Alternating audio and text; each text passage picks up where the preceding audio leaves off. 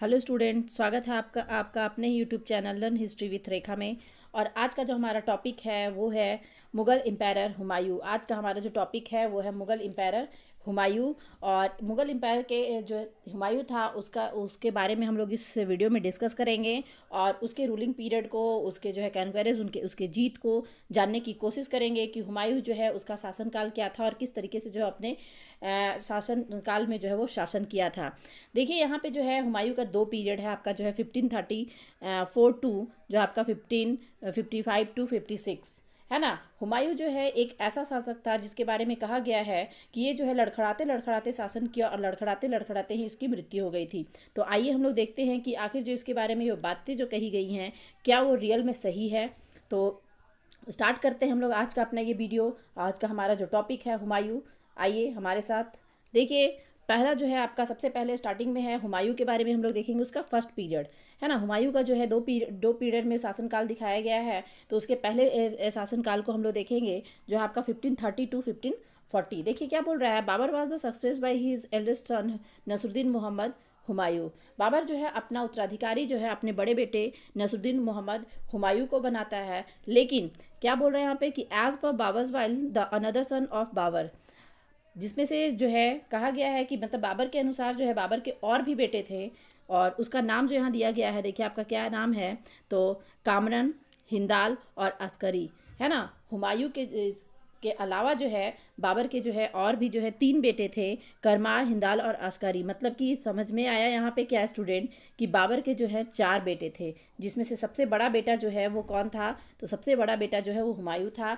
अब जो है बाबर जो है अपने बाकी बेटों को, बाकी और तीन बेटों को, जिसका नाम था करमार, हिंदाल और अस्कारी, इसको जो है क्या करता है कि were given the charge of small area. इन लोगों को जो है छोटे छोटे एरिया को जो है दे देता है कि वो वहाँ का पे शासन करे। और हुमायूं को जो है मुगल एम्पायर का जो है शासक बना देता है। लेकिन इससे जो है बहुत सारे प्रॉब्लम जो है हुमायूं को फेस करने पड़ते हैं इसी वजह से, बाबर के इस डिसीजन के वजह से। क्योंकि हुमायूं के और भी जो ये जो भाई थे, इन लोगों के मन में भी था कि जो है मुगल एम्पायर का शासक मैं बनूं।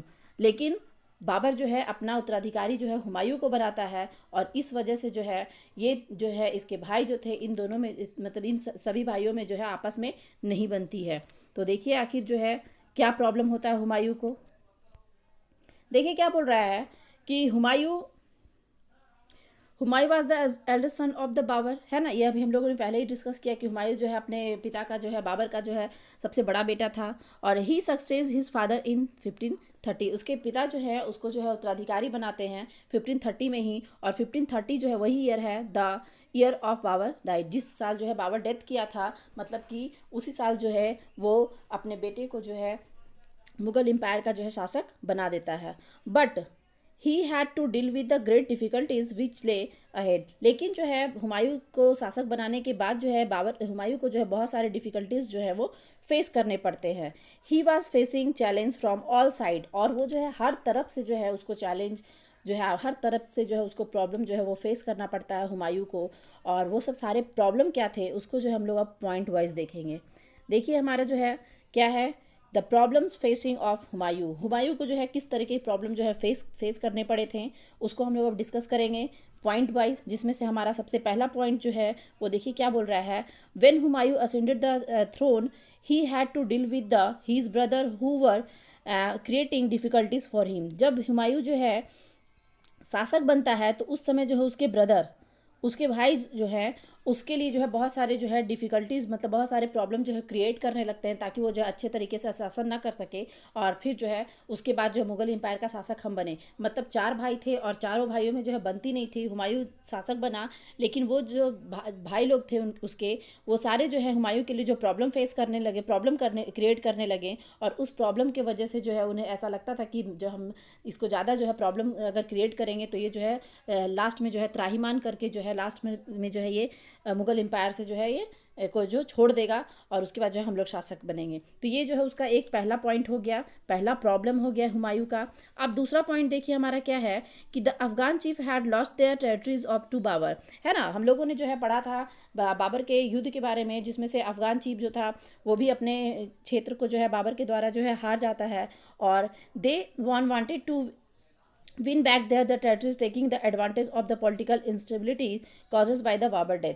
अब जो है अफगान चीफ जो है वो क्या करने लगता है कि वो भी जो है एडवांटेज, मतलब ये सिचुएशन देखने लगता है कि इन लोगों की आपस में भाइयों में ही नहीं बन रही है, तो ये जो हमारा बहुत ही अच्छा समय है, जो क्यों ना अपने जो है हारे हुए जो क्षेत्र है उसको जो है मैं वापस ले लूँ, है ना।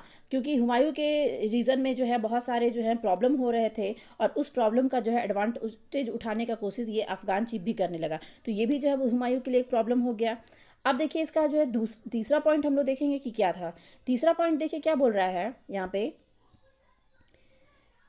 द राजपूत चीफ, देखिए the Rajput chief also wanted to restrict themselves in the part of the Rajasthan, है ना। राजपूत चीफ जो थे वो जो है अपना जो है राजस्थान जो उसका उनका जो क्षेत्र था वो क्षेत्र भी जो है आपका बाबर जो है उनसे पहले ही छीन लिया था।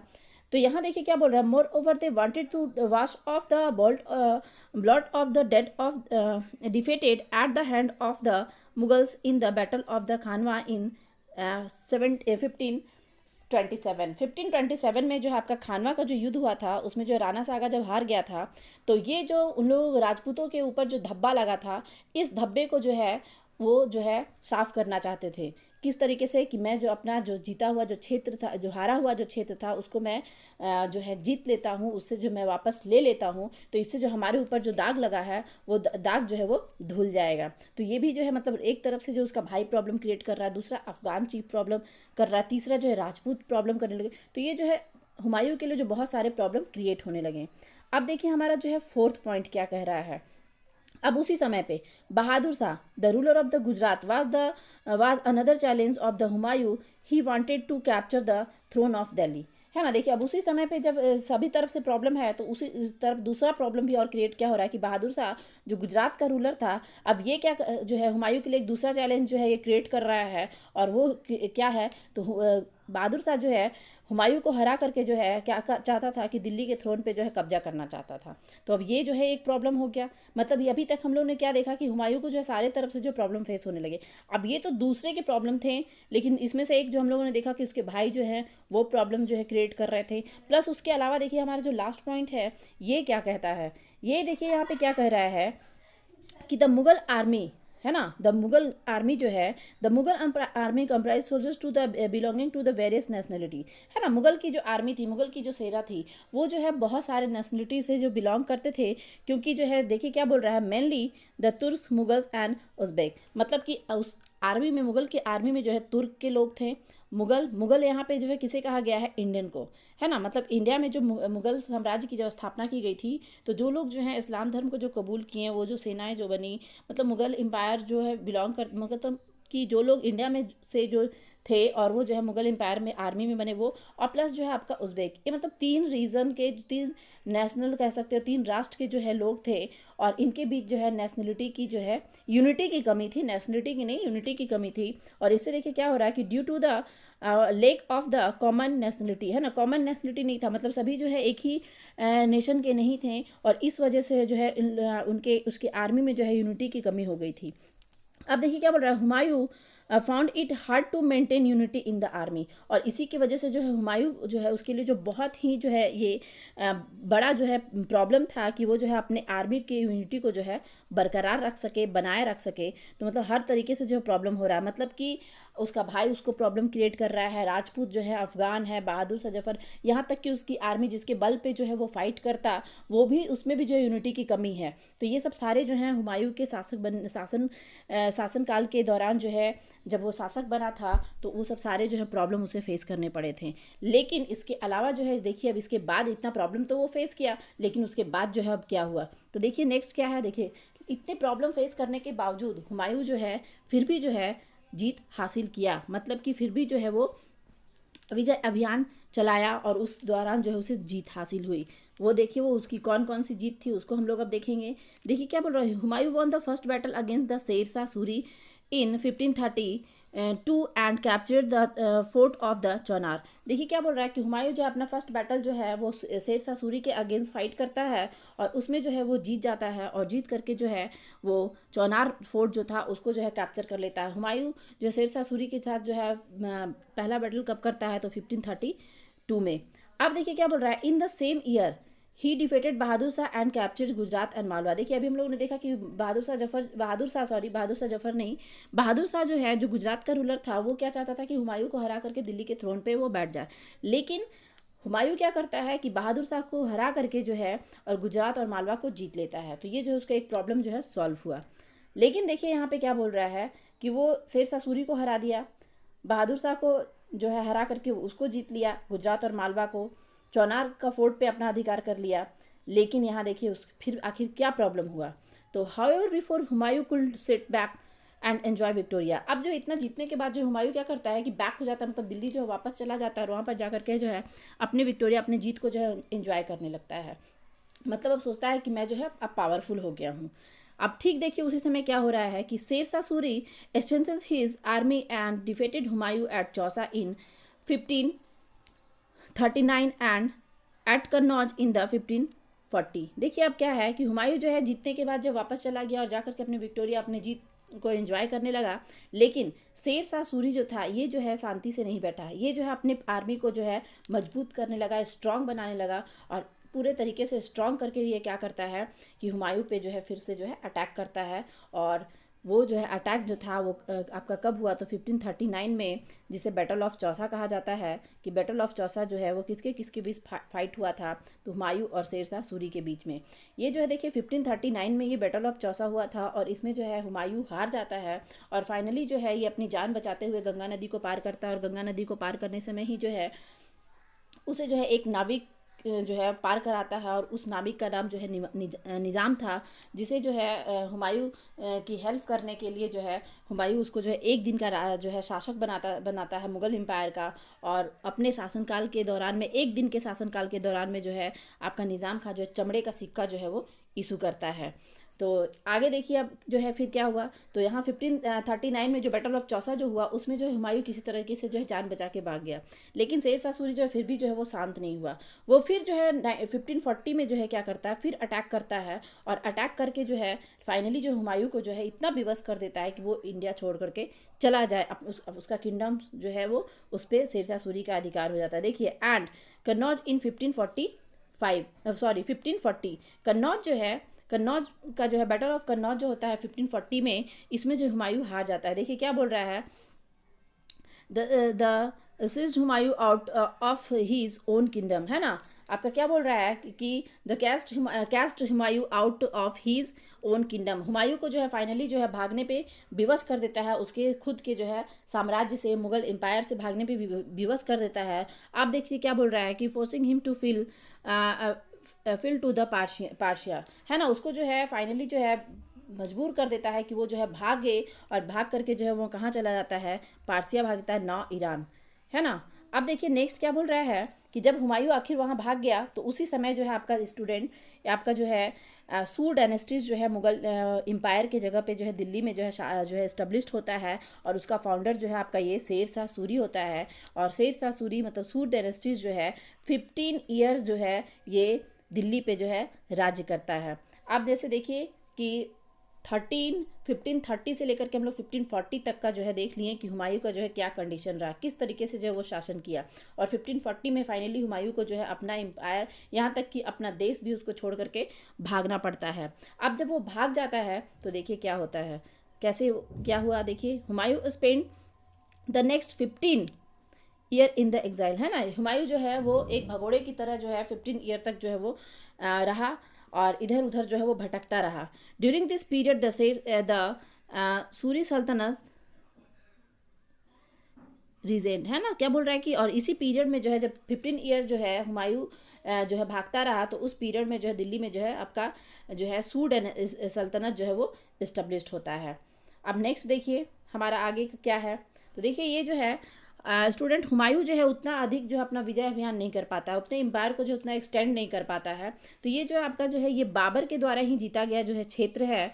और जिसमें जो है हुमायूं जो है आपका गुजरात, ये मालवा वगैरह को जो है जीतता है। और ये जो क्षेत्र है ये हुमायूं के समय से, बाबर और हुमायूं दोनों के समय का जो है ये मुगल साम्राज्य है, जो आपका जो है ईस्ट वेस्ट नॉर्थ साउथ ये सभी से जो है आपका इसमें जो है दिया हुआ है। ये मैप के थ्रू आप देख सकते हो कि मुगल एम्पायर जो है बाबर से लेकर के हुमायूं तक का जो है कितना बड़ा क्षेत्र था, कितना बड़ा जो है एरिया में जो है मुगल एम्पायर जो है वो इस्टेब्लिश था।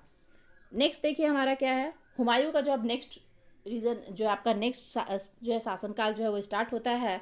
और नेक्स्ट शासनकाल को अब हम लोग जो देखिए, हुमायूं का जो है नेक्स्ट जो आपका रेंज जो है दूसरा शासनकाल जो है वो 1555 से लेकर के जो है 15 जो है आपका 56 तक का है। देखिए इसका जो रेंज हम लोग देखेंगे क्या है। देखिए in 1555 Humayun return to India and recaptured his lost territories from the Suri rulers who had become quite weak after the death of the Shershah Suri. देखिए क्या बोल रहा है, हुमायूं जो है वो आपका 1555 में जो है वो रिटर्न होता है और रिटर्न होकर के जो है वो क्या करता है, रिकैप्चर करता है अपने जो है लॉस्ट टेरिटरी, जो उसका जो है खोया हुआ जो क्षेत्र था उसको जो है वो फिर से जो है आपका रिकैप्चर करता है, फिर से उसको उस पर जो अपना अधिकार जो है जता लेता है। और उसके अधिकार जो जताने के पीछे रीज़न क्या होता है कि जो सूर डायनेस्टीज़ को जो है शेरशाह सूरी जो इस्टेब्लिश किया था, तो उसके डेथ के बाद जो है आपका जो है ये सूर डायनेस्टी जो है बहुत ही वीक हो जाता है। और उसके वीकनेस का फ़ायदा हुमायूं जो है उठा करके जो है वो क्या करता है कि अपने एम्पायर को जो है वो इस्टेब्लिश करता है। शेरशाह सूरी जो है अपने रूलिंग पीरियड के दौरान में जो है बहुत सारे जो है अचीवमेंट, बहुत सारे जो है डेवलपमेंट करता है। और वो सब सारे चीज़ों को जो हम लोग जो है अपने नेक्स्ट वीडियो में हम लोग देखेंगे। नेक्स्ट वीडियो में मैं जो है आप के लिए जो है सूर डायनेस्टीज़ को लेकर के आऊँगी, और उससे जो है आप जो है आपका जो है बीच का जो पीरियड है आपका 15 ईयर का जो है वो भी जो है आपका वो कैप्चर हो जाएगा, आपका जो है वो मेंटेन हो जाएगा। अब देखिए यहाँ पे देखिए फिर आगे क्या होता है कि इन 1555 में जो है सूर डायनेस्टीज जो है आपका जो है बहुत ही वीक हो जाता है उस समय तक। और हुमायूं जो है उसका जो है बेनिफिट उठा करके जो है फिर से जो है रिकैप्चर कर लेता है और अपना जो है उसका जो खोया हुआ जो क्षेत्र था, खोया हुआ जो एम्पायर था उस पर।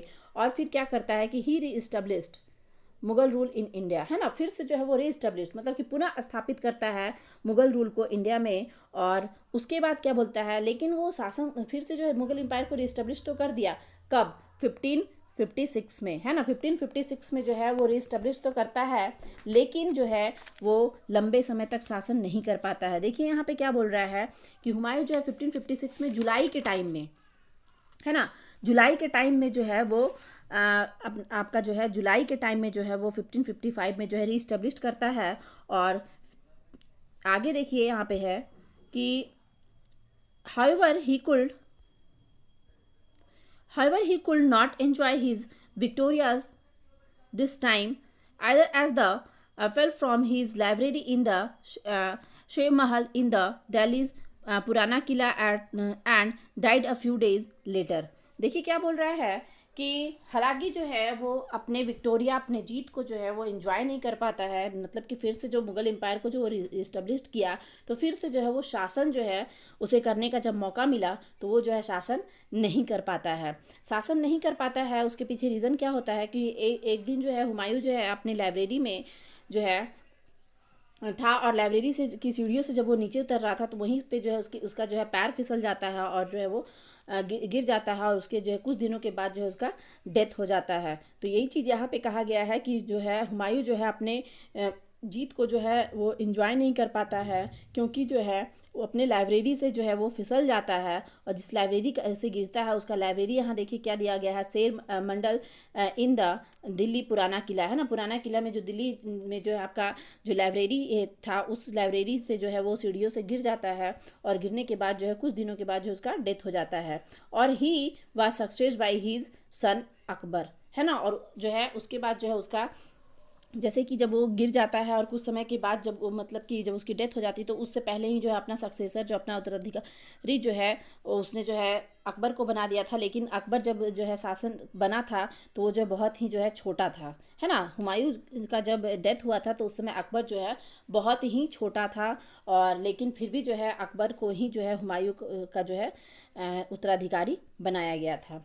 नेक्स्ट देखिए, यहाँ देखिए कि ये जो मैं इस वीडियो में कही थी कि हुमायूं के बारे में जो कहा गया है, तो देखिए इस उसके बारे में जो है ये बातें किसने कही है, तो इतिहासकार लैनपुन जो है, देखिए इतिहासकार जो है लैनपुन, है ना, इन्होंने जो है कहा है अपने बुक में इनके अनुसार जो है इन्होंने कहा है कि हुमायूं ने लड़खड़ाते लड़खड़ाते शासन किया और लड़खड़ाते लड़खड़ाते ही इसकी मृत्यु हो गई, है ना। इन्होंने कहा, लेनपुन जो थे, इन्होंने कहा है कि हुमायूं जो है एक ऐसा दुर्भाग्य शासक था, एक ऐसा अभागा शासक था जिसने जो है लड़खड़ाते लड़खड़ाते शासन किया। मतलब कि 1530 से लेकर के 1540 तक जो है वो जो हमेशा फाइट करता रहा, हमेशा लड़ाई हुआ, उसके बहुत सारे प्रॉब्लम फेस करने पड़े, उसे जो है भाग जाना पड़ा। और फिर जब उसे दोबारा जब शासन करने का जो मौका हुआ तो सीढ़ियों से गिर करके जो है उसकी डेथ हो गई, सिर्फ फ्यू मंथ में, 6 महीने के अंदर, है ना। देखने में जो लग रहा है 1555 से लेकर के 1556 तक वो शासन किया, लेकिन जो है वो फ्यू मंथ था। जुलाई में जो है वो रीस्टेब्लिश करता है और जनवरी में जो है उसका डेथ हो जाता है। तो लगभग जो है वो 6 महीने तक ही जो है शासन कर पाता है। इसीलिए जो है लेनपुन जो है इन्होंने कहा है कि हुमायूं एक ऐसा शासक था जो लड़खड़ाते लड़खड़ाते शासन किया और लड़खड़ाते लड़खड़ाते ही इसकी जो है मृत्यु हो गई। और देखिए हुमायूं का जो है मकबरा जो है वो कहाँ पे है आपका, तो हुमायूं का मकबरा जो है वो दिल्ली में है। तो स्टूडेंट, ये था हमारा आज का वीडियो जो हुमायूं के टॉपिक पे था। तो ये जो है वीडियो आपके लिए है यूज़फुल हो, मैं उम्मीद यही करूँगी। और अगर आप लोगों ने अभी तक हमारे चैनल को सब्सक्राइब नहीं किया है तो प्लीज़ सब्सक्राइब कर लीजिए, और वीडियो अच्छा लगे तो इसे लाइक और शेयर करना ना भूलें। Thank you for the watching.